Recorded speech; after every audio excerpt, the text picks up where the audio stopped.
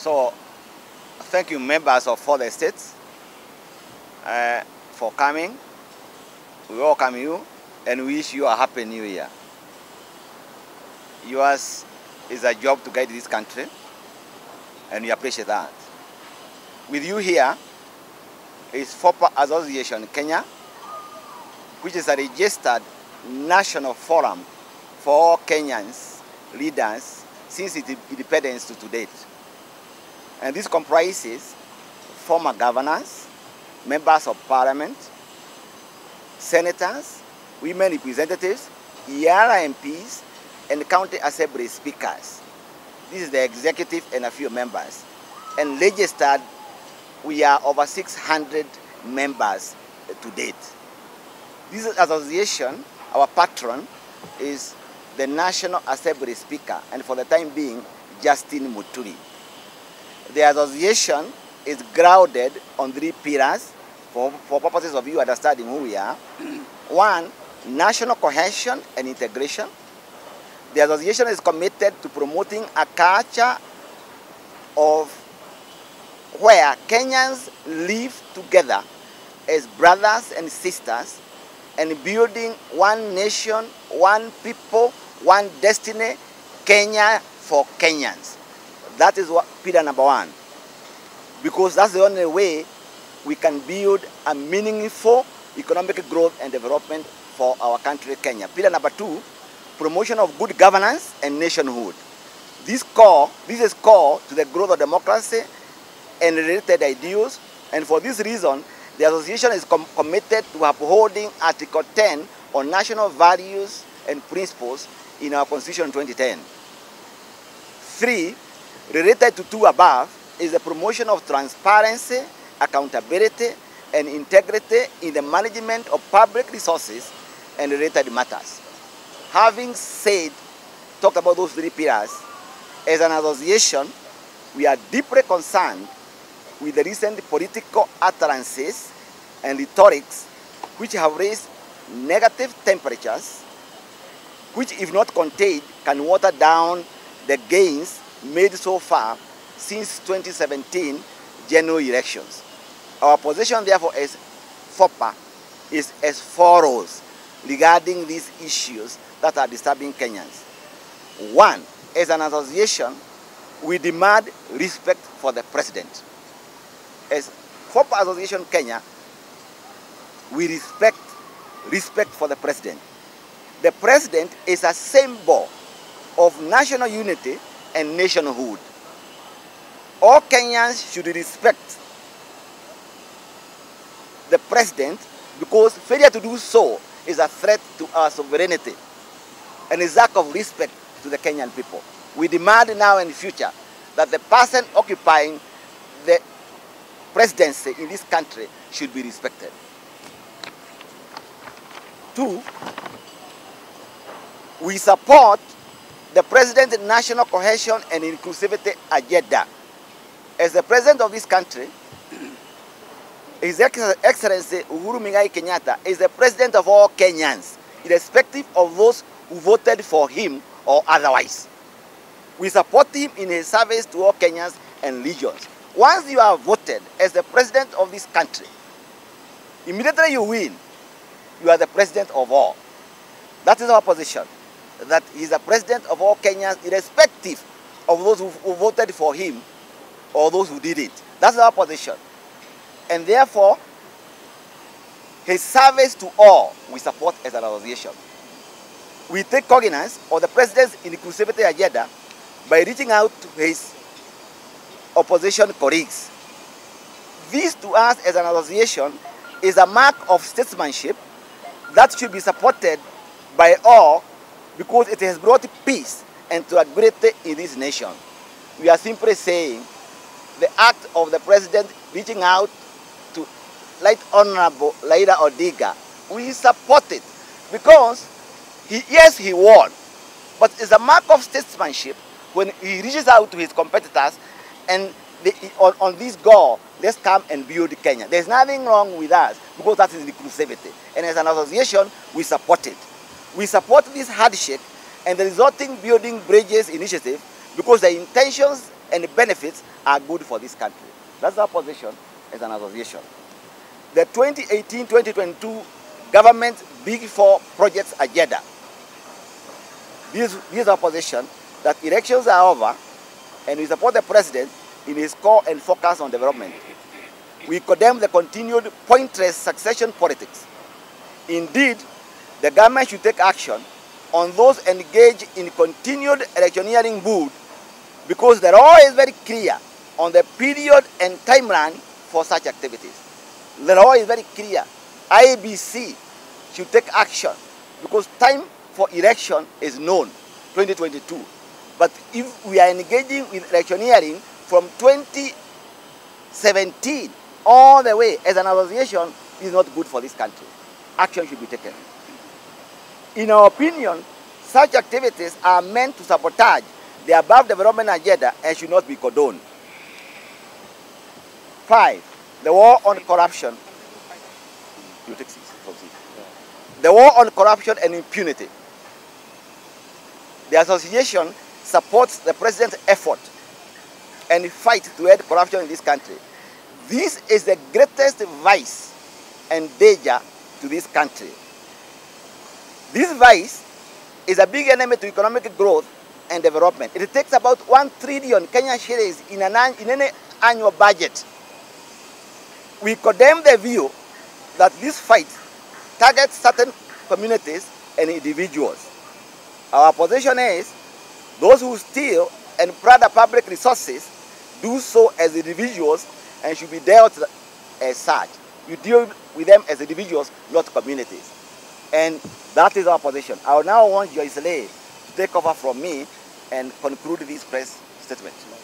In continuity, the President has hinted in the recent past on his wish that the 2010 Constitution should be relooked at with possible amendments to create an inclusive governance structure that will deliver a cohesive society.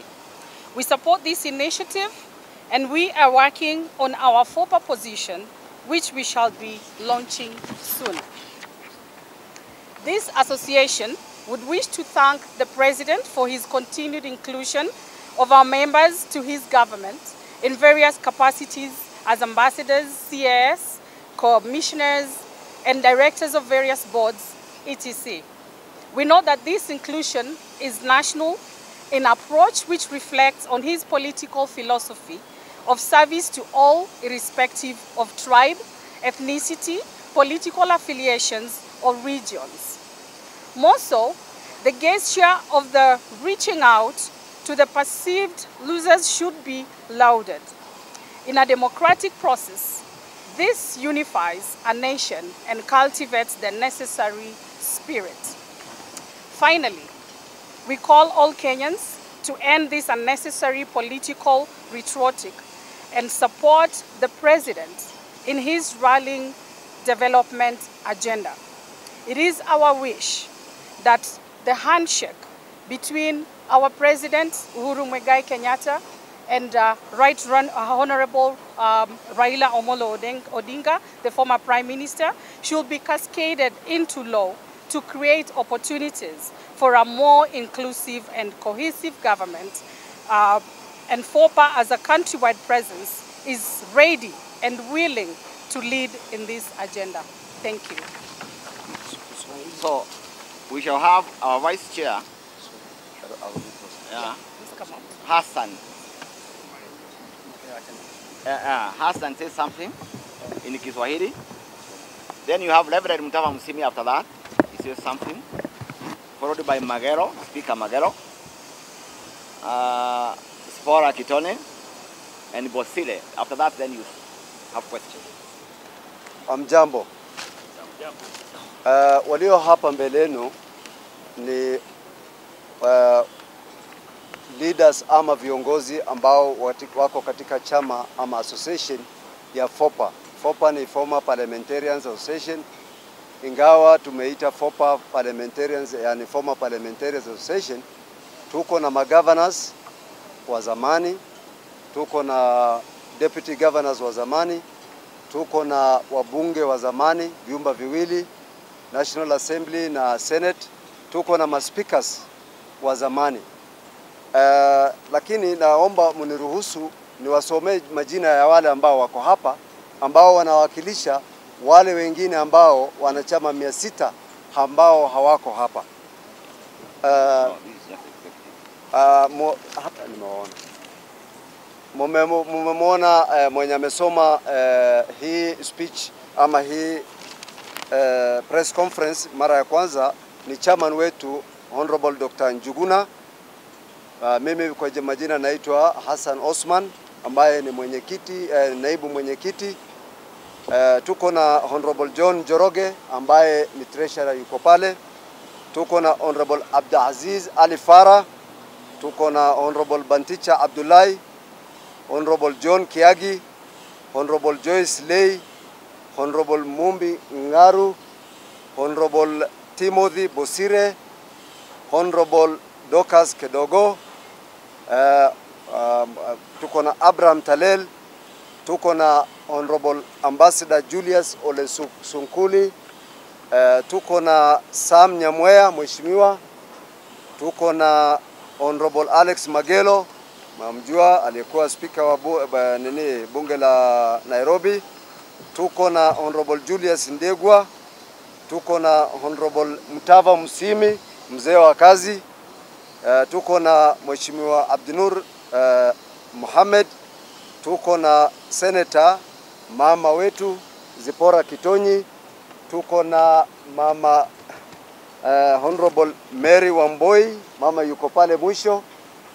Tuko na Senator Mositet, aliyekuwa Senator Mositet. Tuko na Honorable Ann Githinji, tuko na Senator Judith Jenyi, aliyekuwa senator, na tuko wale wote ambao wako hapa, nafikiri sijamwacha, na mnaona sura ya Wakenya wako hapa. Na hapa mkiwaona wako across parties, wako across the region ya nchi ya Kenya, wametoka sehemu mbalimbali. Vile mnawaona waandishi wa habari mnawajua sababu hawa ni viongozi wa nchi. La kwanza, mimi kwa Kiswahili nimeambiwa nishukuru rais.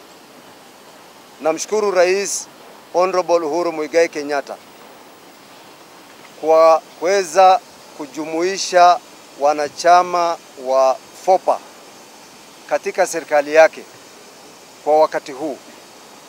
Wako wamepewa vyeo tofauti tofauti ili waweze kutumikia Wakenya katika nchi hii.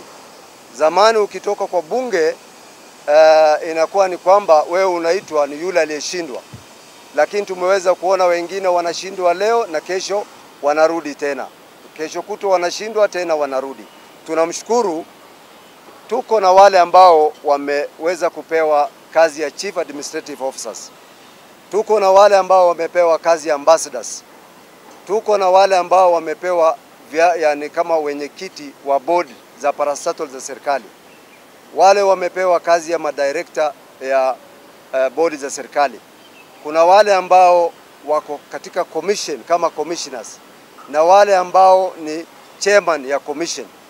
Kwa hivyo tunamshukuru kwa kuweza kujumuisha Wakenya, na hao wote wanatoka differently vyama tofauti na wanatoka katika sehemu tofauti. Pili, sisi tunasema ya kwamba na tunasisitiza kama FOPA umoja wa Wakenya, na tunamuunga rais mkono kwa dhati ya kwamba umoja wa Kenya ni kitu muhimu, ni kitu itatupeleka kimaendeleo mbele, ni kitu utapoteza ukabila, ni kitu ambacho itafanya nchi yetu iweze kunawiri kibiashara na kimaendeleo. La tatu, FOPA imesema ya kwamba tunaunga mkono the Big Four agenda, na mnaelewa Big Four agenda ni nini. La nne, mambo ya ufisadi, na imesemekana wale ambao wamesema Wakenya wamenena, tunamwambia rais tafadhali usisite na wala usichoke kupigana na ufisadi. Na sisi kama wanachama wa FOPA tuko nyuma yako, tutakuunga mkono, na Wakenya ambao sisi pia tunawaongoza. Na nikiwaambia waandishi wa habari na Wakenya kwa jumla ni kwamba wale ambao walipigania viti na wakakosa, ukienda kwa katika record za IBC sisi tuliweza kupata zaidi ya kura milioni 10. Wale wanakaa hapa, najipatiana mfano kama mimi, napeana mfano kama mimi, nilipata kura 68,000. Yeye hivyo, ukiongeza pamoja hizo kura, tuko na wafuasi milioni 10 katika nchi hii. Sisi ni viongozi wa nchi hii na tunamuunga rais mkono kwa dhati. La mwisho, handshake. Tunamshukuru rais na tunamshukuru the right honorable Raila Amolo Odinga kwa kuweza kuonesha ujasiri na statesmanship. Hiyo inaniponyoka kidogo na Kiswahili. Unajua mimi ni mchungaji wa ngamia. Kwamba wamefanya kitu ya maana, tumeona faida yake, nchi imepoa, na sisi kama FOPA na viongozi ya FOPA tunawaambia kwamba muendelee hivyo, muungane hivyo, na tutawaunga mkono kwa dhati. Asanteni sana. Dr. Njuguna, our chairman, I join others in wishing you a happy new year. Thanks for coming. Yangu si mengi. I'll just say two things. One is that I think it's a plea from all of us that as leaders, we do all we can to not be too alarmistic in our speeches, and we need to bring civility and decency, decorum in our political communication. Our people are still fairly vulnerable, as we all know. We have many fault lines in this society, and I think as leaders we have a responsibility to make sure that we don't fan situations. So we appeal to all of us who come before microphones, who have the privilege of getting attention from media for one reason or another, to commit ourselves to civility and decorum in our communication, in our political discourse. We need to bring civility to society. And if civility is not designed in what we say, I think it's going to be very difficult for it to come by otherwise. That's the first point I would like to make. The second point was that the last time all of you very kindly came to Pan-Africa, we were talking about our commendation to the bridge building initiative and our commitment to make sure that we do what we can as leaders to look at the structure of government, the size of government, the cost of government, the effectiveness of government, and the efficiency of government as an instrument that delivers service to our people using the taxpayers' money.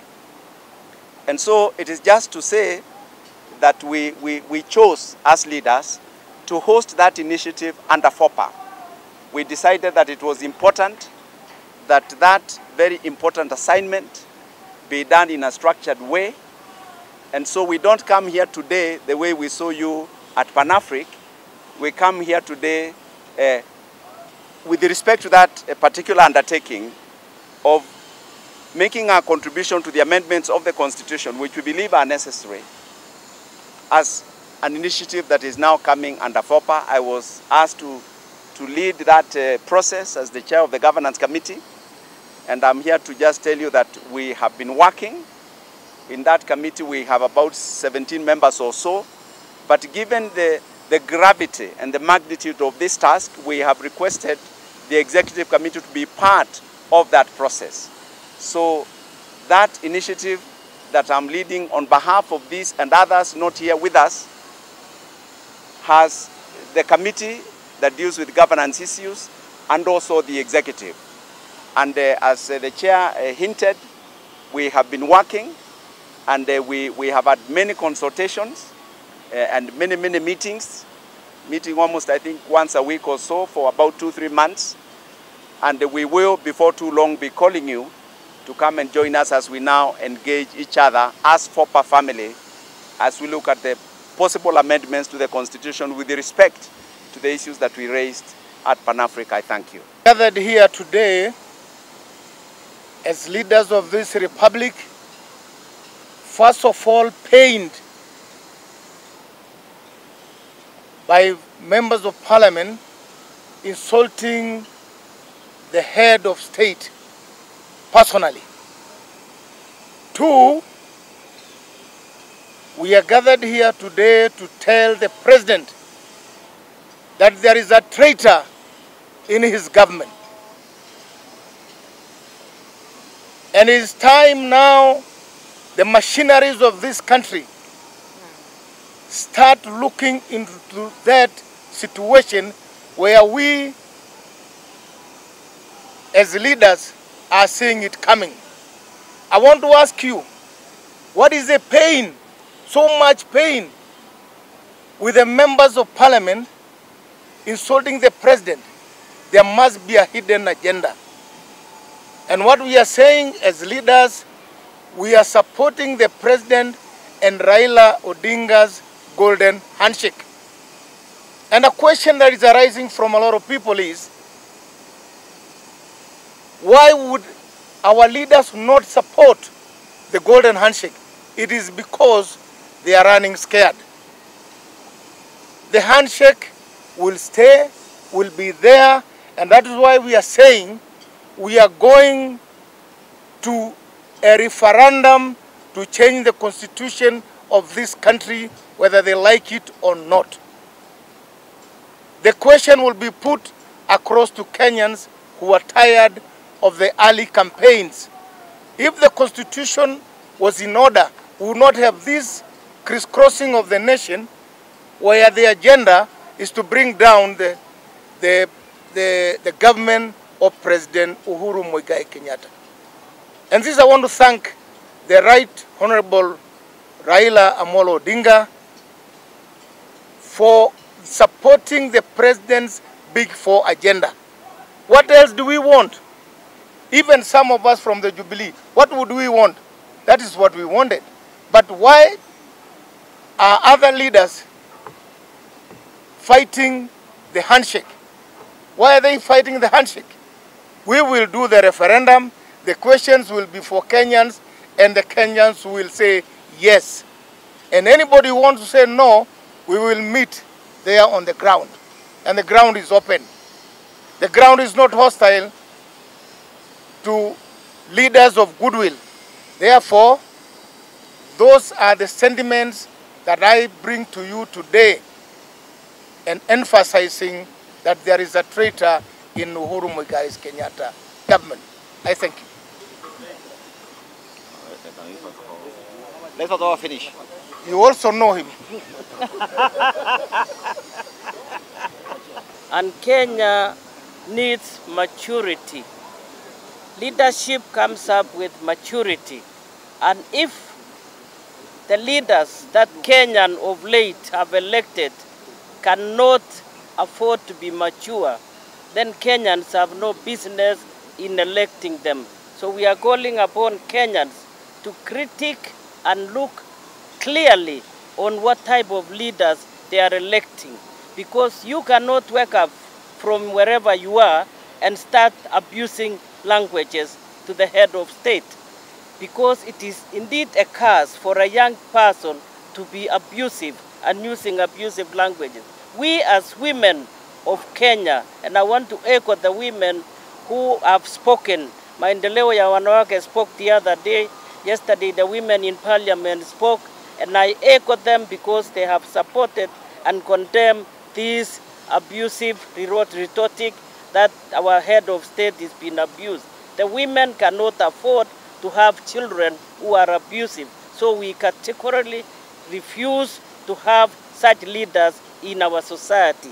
Therefore, I want to salute the women who have already spoken, and we say that the Kenyans in future should not make a mistake in electing immaturity leadership in our society, because we need to develop our country. We need to embark on the Agenda 4. We need to support the president's initiative. So we are supporting what the members have said this afternoon, and we would like to see every Kenyan of goodwill talking the same language as we are talking here this afternoon.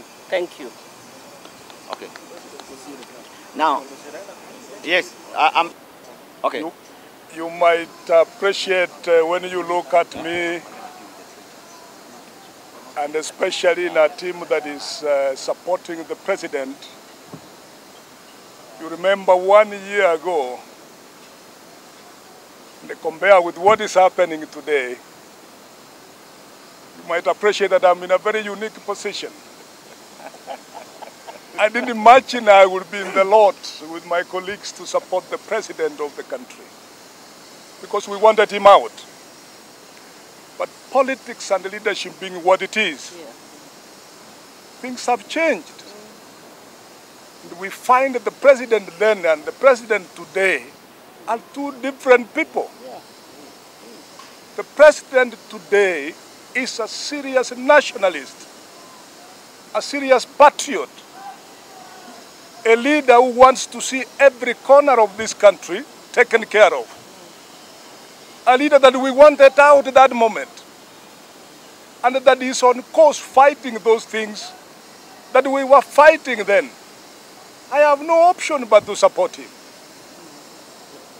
Our president is in a unique position than any other person before. He is not going to stand for elections again.